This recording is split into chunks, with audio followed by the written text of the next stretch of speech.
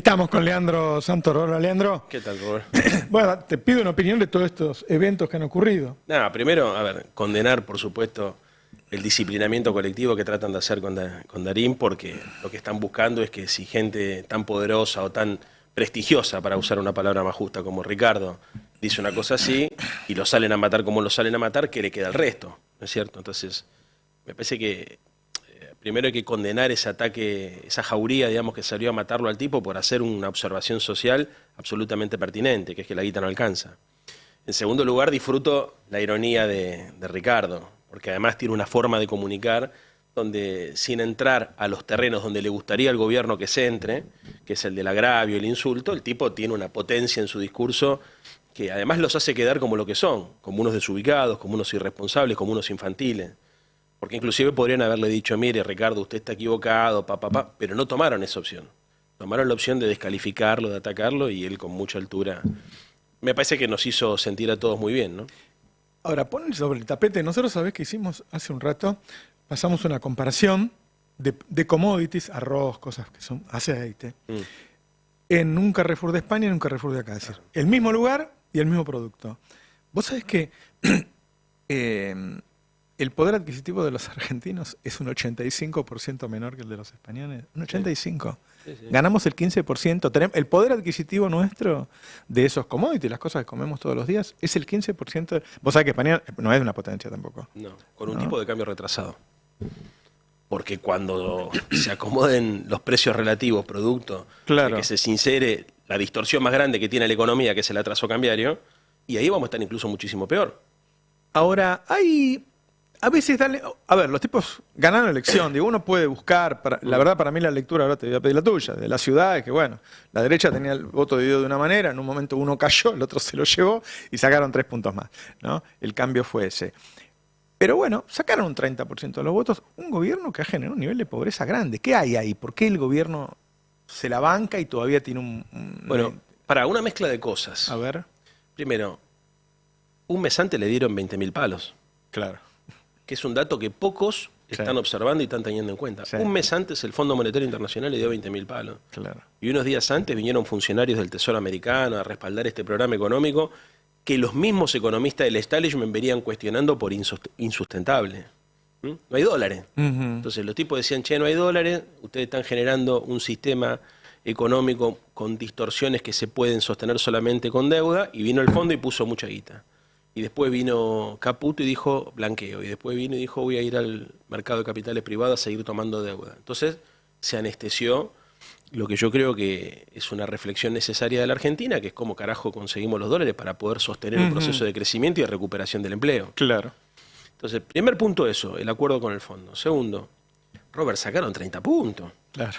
Amigo, a ver, yo entiendo que había una expectativa que se había generado como consecuencia de la división de la derecha, que nosotros podíamos ganar. Creo que Macri también entró en un problema porque se sintió muy desorientado en la campaña y contribuyó a que eso se dé así.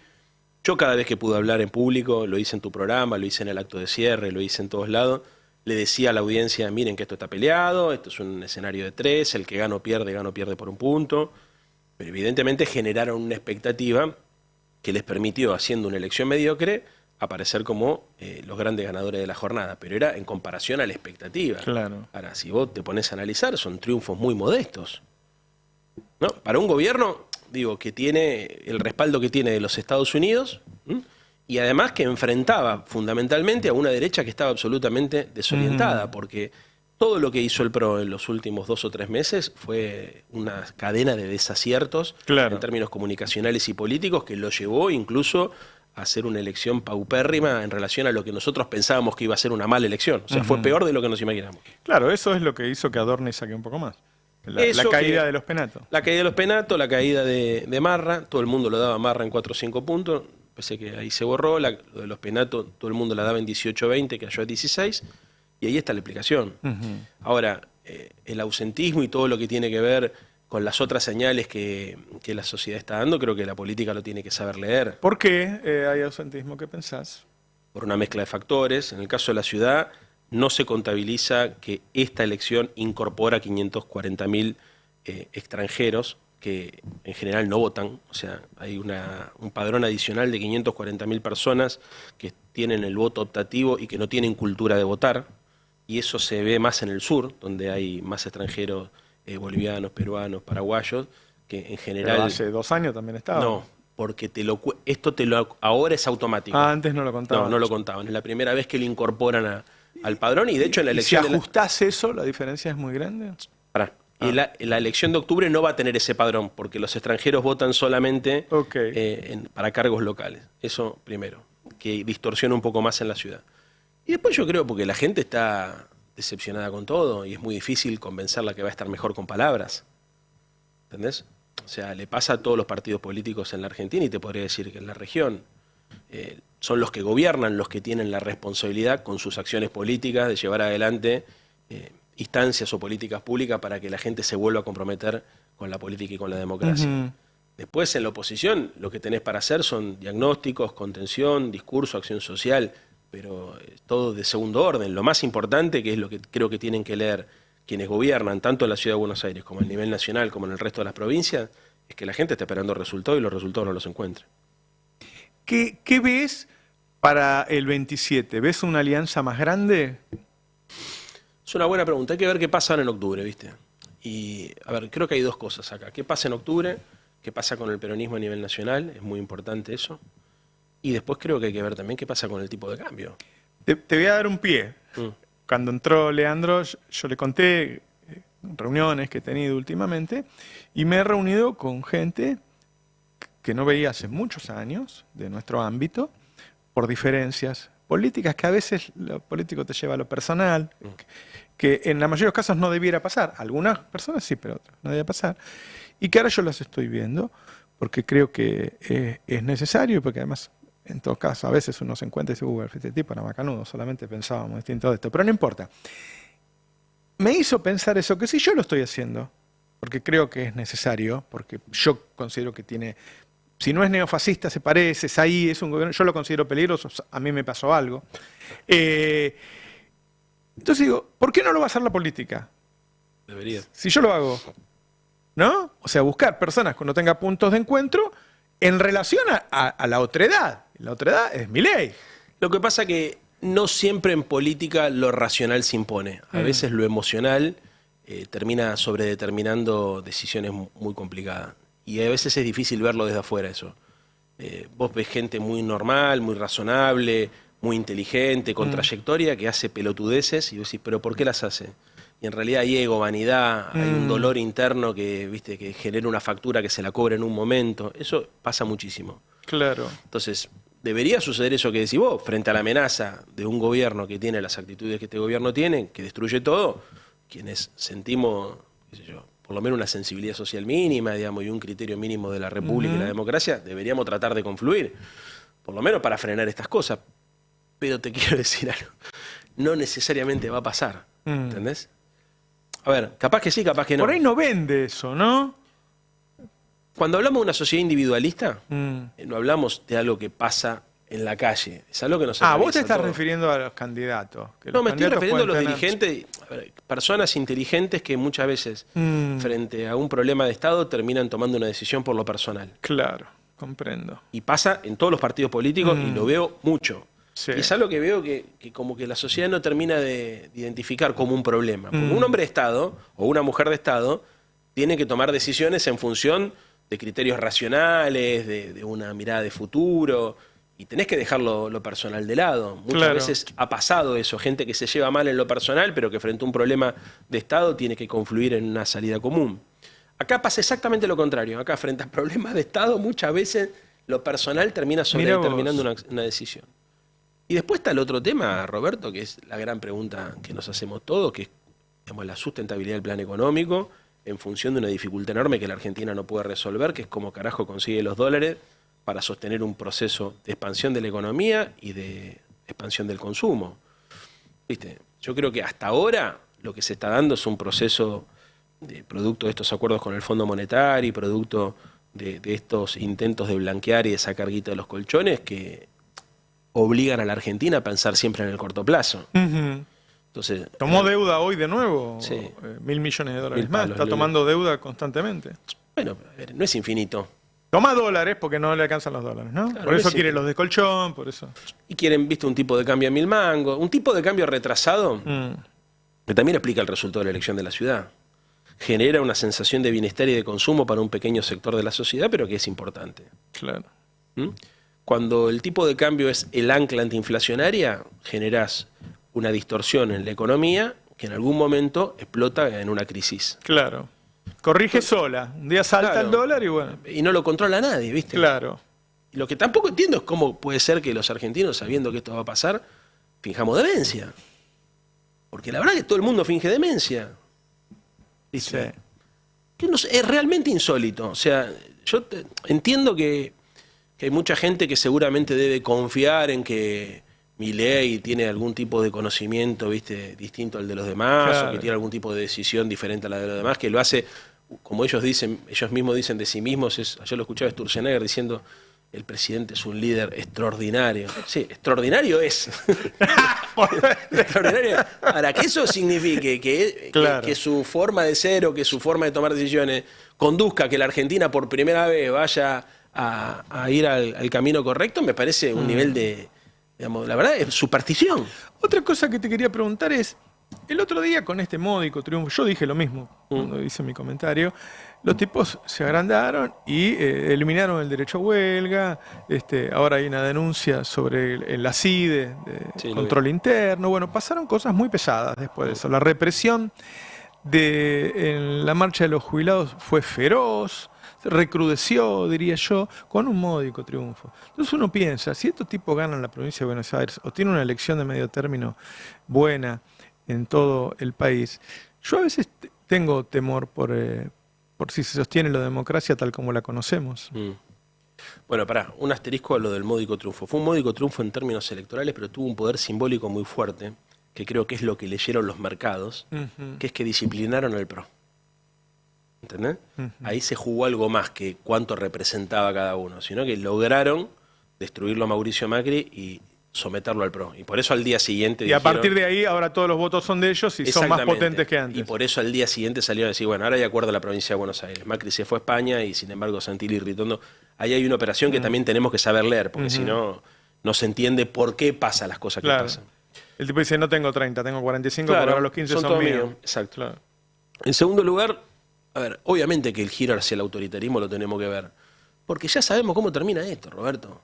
A ver, acá hay una esperanza de un sector de la sociedad que está fundada en que Milei controla el tipo de cambio, y eso genera una sensación de estabilidad financiera. Entonces, mientras eso continúe, bueno, va a haber un sector de la sociedad que va a seguir bancando, aunque tenga que restringir consumo. Che, ustedes me decían que la salida del cepo iba a ser con más inflación. El tipo salió del cepo y resulta que el dólar no se disparó a 1.400, está en 1.100. ¿Viste? Entonces, descreo de todos ustedes, confío en este muchacho. A ver, si lo mirás así, y hay cierta explicación de por qué un sector de la sociedad que le está yendo mal, igual acompaña, por acción o por omisión. La pregunta que yo me hago es qué pasa cuando esto se sincere, porque le voy a decir una cosa a la audiencia. El tipo de ajuste que está haciendo este gobierno es solamente sobre el sector público. Ahora, en el modelo que ellos tienen en la cabeza, hay un segundo ajuste que están pateando para adelante, que es el ajuste sobre el sector privado de la economía, que se hace con la corrección del tipo de cambio. Ellos saben que es insostenible un tipo de cambio de 1.000 mangos. Y ellos saben que cuando el dólar se vuelva a acomodar, eso va a generar un reacomodamiento de los precios relativos que va a tirar un montón de gente a la pobreza. Pobreza terrible. Exactamente. Y ellos lo saben. Lo que están haciendo es jugando con los tiempos. ¿Entendés? Es imposible que la estructura económica argentina duplique sus exportaciones en 2 años como para poder empalmar el proceso de endeudamiento con un proceso de crecimiento de las exportaciones. Lo saben. Entonces están jugando políticamente. ¿Qué creo yo, Robert? Va a depender mucho de cómo responda la sociedad, porque si mañana los sectores que hoy se la bancan porque sienten que Milei la tiene atada, llegan a la conclusión que en realidad no es que la tenía atada, sino que hizo lo mismo que hizo Macri, pero le duró más tiempo, o lo mismo que hizo Menem, o lo mismo que hizo Martínez de Oz, que fue tomar deuda para engañarnos a todos que tenía un control financiero sobre variables que no controla, y capaz que aumenta la conflictividad social, y hay que ver qué hace el muchacho este. A ver, creo que esto lo tenemos que identificar. Recordemos siempre que cuando De la Rúa mata a 40 personas en Plaza de Mayo, las mata para quedarse. El tipo no puede quedarse, qué sé yo. Pero el tipo intentó quedarse matando gente. Sí, a ver, porque además el poder real opera muchas veces, ¿viste? Claro. El punto ni siquiera es que el tipo tenga la decisión de liquidar, sino que vos tengas control sobre el aparato represivo para que no haya incluso procesos de autonomización. Claro. ¿Entendés? Porque también es un error suponer que las cosas siempre tienen terminal en la Casa Rosada. Sí, pero hay un contexto, ¿no? Que te va llevando. Por supuesto, es que hay mucha gente, esto lo digo porque me parece que la forma de gobernar de Milei atenta contra criterios mínimos de previsibilidad. Viste que el tipo dice todo el tiempo, yo de lo único que me ocupo es de la economía. Y yo ahí pongo una alarma, porque si el presidente solamente se ocupa de la economía, si llega a haber un shock externo o una crisis importante, ¿quién se ocupa del resto de las palancas del aparato del Estado? Claro. De la botonera. ¿Quién toma la decisión de reprimir? ¿Quién toma la decisión, no sé, de abrir el grifo de los fondos públicos para contener una crisis social o para cerrarlo y que se vuele toda la mierda? ¿Entendés? Es muy... Ojo, porque él tiene una mirada de la política que se resume todo lo financiero, que hoy tiene cierta justificación, porque efectivamente lo que él está haciendo es un plan de estabilización donde requiere que el presidente le dedique más atención a un tema que a otro. Pero es transitorio. Claro. El presidente se tiene que ocupar de todo. Claro. Entonces, mi pregunta es, si él delega este tipo de cosas, ¿quién toma la decisión si el día de mañana hay una crisis? Patricia Bullrich, agarrémonos. Claro. Claro. Agarrémonos. Hay muchas cosas que no hace y que nadie se las reclama, ¿no? O sea, el presidente no viaja a reunirse con otros presidentes, ni con otros gobernadores, ni va a inaugurar una fábrica, ni una ruta, un hospital, no. Lo de la obra pública, yo lo tengo en la cabeza, no lo puedo creer. A ver, los accidentes viales van a aumentar, es obvio que van a aumentar porque no hay mantenimiento. No hay forma de que no ocurra. Claro, ¿entendés? Es increíble cómo pueden encarar este proyecto económico solamente pensando que alcanza con fortalecer la UH y la tarjeta alimentar. Porque eso, ¿sabés lo que tiene? Eso les sirvió, ¿no? Claro, porque ellos lo que buscan, en realidad, en una lectura para mí vieja de la estructura social argentina, es contener a los sectores populares del conurbano bonaerense. Ellos se deben imaginar que si la gente no come, saquea supermercados y eso genera imágenes que los porteños no quieren ver y eso puede hacer peligrar la estabilidad política de un gobierno. Entonces ponen guita ahí. Pero se están olvidando de la clase media laburante, que es la que más sufre. La clase media baja o la clase baja que tiene trabajo o que vive en el conurbano, que vive en el sur de la ciudad de Buenos Aires, que trabajando la guita no le alcanza y que no tiene acceso a algunos programas sociales. ¿Entendés? Que es para mí el laburante informal, los tipos que muchas veces son los que no van a votar. La estructura social de la Argentina es una estructura social compleja. Y para estos sectores no hay políticas públicas. Yo siempre ponía el caso de las familias que tienen pibes o pibas con problemas de salud mental. Porque, a ver, no es una familia marginal de la provincia de Buenos Aires, tampoco es una familia de clase media de Caballito. O puede vivir en Caballito, pero no puede tener los consumos que tienen sus vecinos. Esas personas, si no tienen, si no tienen un Estado que les dé una mano para poder sobrellevar un problema, bueno, ¿viste? Entran en crisis. O sea, si vos tenés un pibe o una piba que tiene un problema grave y severo de depresión, no te da bola a nadie. Si no podés alquilar y resulta que sos padre de familia y tenés una familia con 2 pibes chiquitos, y yo te tenés que ir a la casa de tus suegros, es un quilombo. Claro. O terminás en la calle. Claro. Entonces, hay angustias que este gobierno no identifica, que también van a generar tensiones sociales, porque hay un sector de la sociedad que no está en los radares de la política, que es la clase media baja, el laburante pobre, ¿me entendés? Ellos pusieron guita en los sectores desestructurados de la sociedad, para contener el quilombo en el conurbano bonaerense y en algunos sectores del norte de la Argentina. Ahora, hay otros sectores que viste que el mercado no los va a ayudar. Si tenés un quilombo con salud mental con un familiar tuyo, el mercado no te ayuda. Si tenés un quilombo para alquilar y no te alcanza el sueldo, el mercado no te ayuda. Después yo veo que, qué sé yo, que la gente no puede llamar para cortar el pasto, ni para que le laven el auto, ni no sé. Estaba leyendo el otro día que el personal doméstico que había ido subiendo sus ingresos había tenido una caída muy, muy grande. Imagínate, si los grandes sindicatos no pueden negociar, imagínate el sindicato de domésticos. Y toda esa gente, claro, no recibe una asignación universal por hijo. No. ¿Y lo votarán? Bueno, a ver, ahí hay algo que tenemos que ver. La esperanza es absolutamente subjetiva. ¿Me entendés? Y muchas veces hay gente que sufriendo decide confiar porque es lo único que le queda. Yo eso lo tengo muy presente y hay que respetarlo.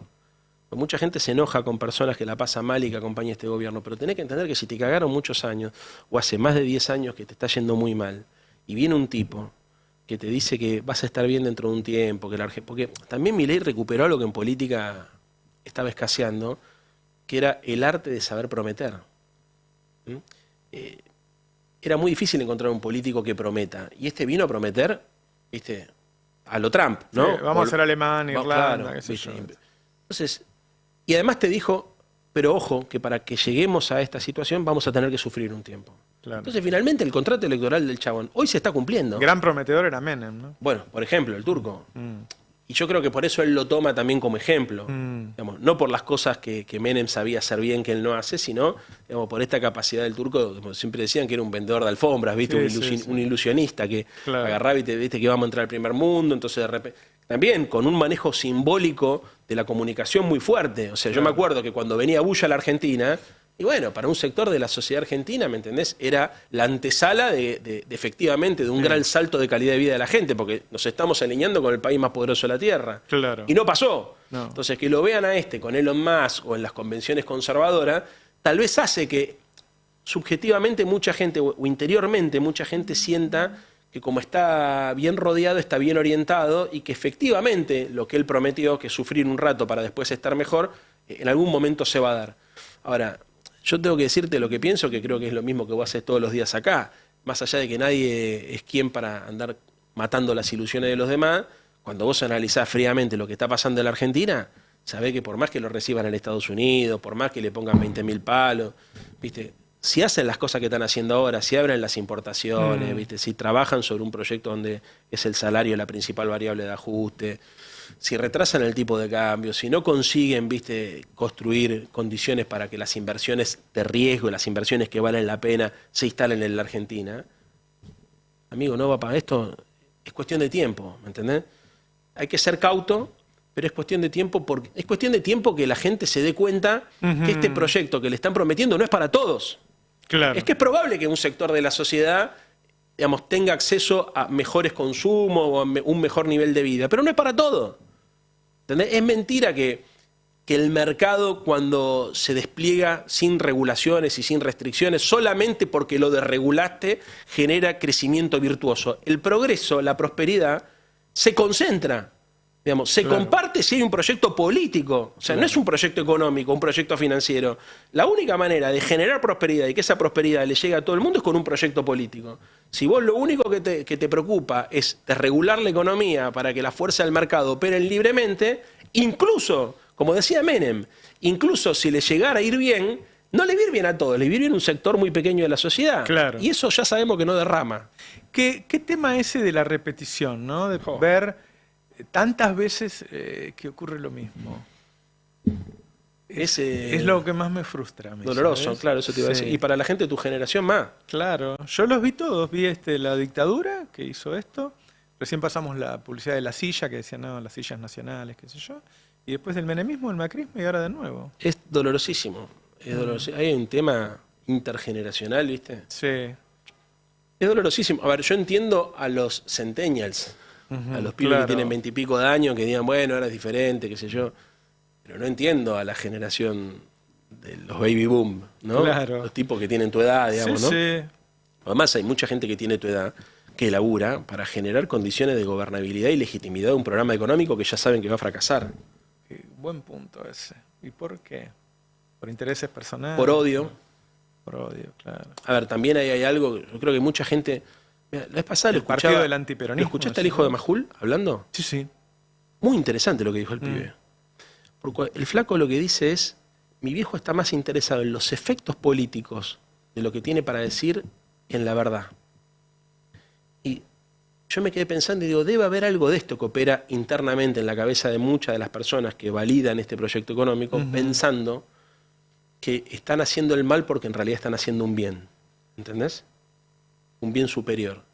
Y eso creo que tiene mucho que ver con el resentimiento y con el odio que se generó en un sector de la sociedad que lleva a que muchas personas inteligentes se hagan las boludas frente a cosas que sabemos que son muy peligrosas. Claro. ¿Entendés? por el temor a los efectos políticos. ¿Qué significan los efectos políticos? A que pueda volver a aparecer un proyecto popular o populista, como le llaman ellos, ¿viste? Que nuevamente los ponga en crisis, o que algunas ideas que ellos creen que son valiosas de Milei, como puede ser el equilibrio fiscal, qué sé yo, retrocedan frente al avance de un populismo que lo único que sabe hacer es gastar. También ahí hay que ver desde una autocrítica qué es lo que tenemos que hacer, porque si nosotros no logramos desarmar prejuicios, y va a ser muy difícil, o sea, va a demorar más tiempo. O sea, en realidad que un proyecto político alternativo al que está ahora se vuelva a encarnar en la sociedad es cuestión de tiempo. El tema es cuánto tiempo, 5 años, 10 años, 5 meses, 50 años. Bueno, para eso las fuerzas populares tienen que saber cómo carajo reinventarse. Bueno, vos fíjate que si el tipo tiene un plan para el 30%, y de hecho lo mejor que sacó fue un 30%, hay un lugar a donde sembrar, arar, qué sé yo, afuera. Indudablemente, por ahora no se está sabiendo hacer. No, porque es de orden también simbólico, porque además hay cosas que lamentablemente se pueden hacer solamente cuando pasa el tiempo. ¿Entendés? No siempre vos haces lo que querés cuando querés. A veces haces lo que querés cuando podés, ¿no?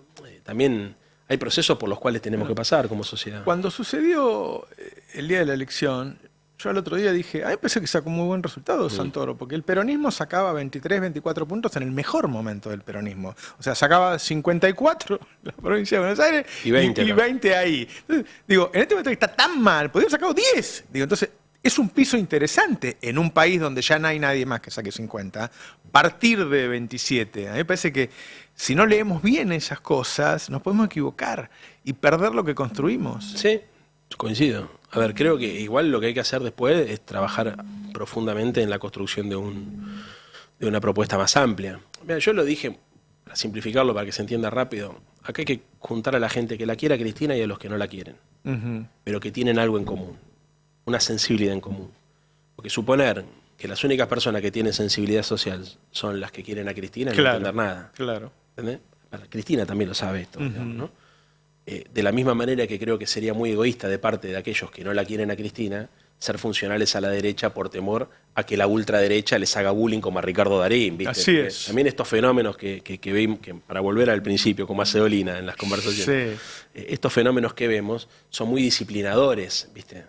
Y generan temor y van cambiando conductas. Entonces, hay que ver eso. O sea, yo creo que nosotros tenemos que crear condiciones. Mira, yo una de las cosas que le decía a mis compañeros cuando terminó la elección, lo hablaba con Recalde, digo, mira, nosotros, la lógica de la construcción de un discurso más local, frente al intento por ahí de otros de decir, bueno, hay que nacionalizar todo, no buscaba confundir al electorado de Belgrano para que nos vote a nosotros suponiendo que acá no había peronismo, no había kirchnerismo. No, eso es una pelotudez, nadie puede ser tan ingenuo de suponer que esa era nuestra intención.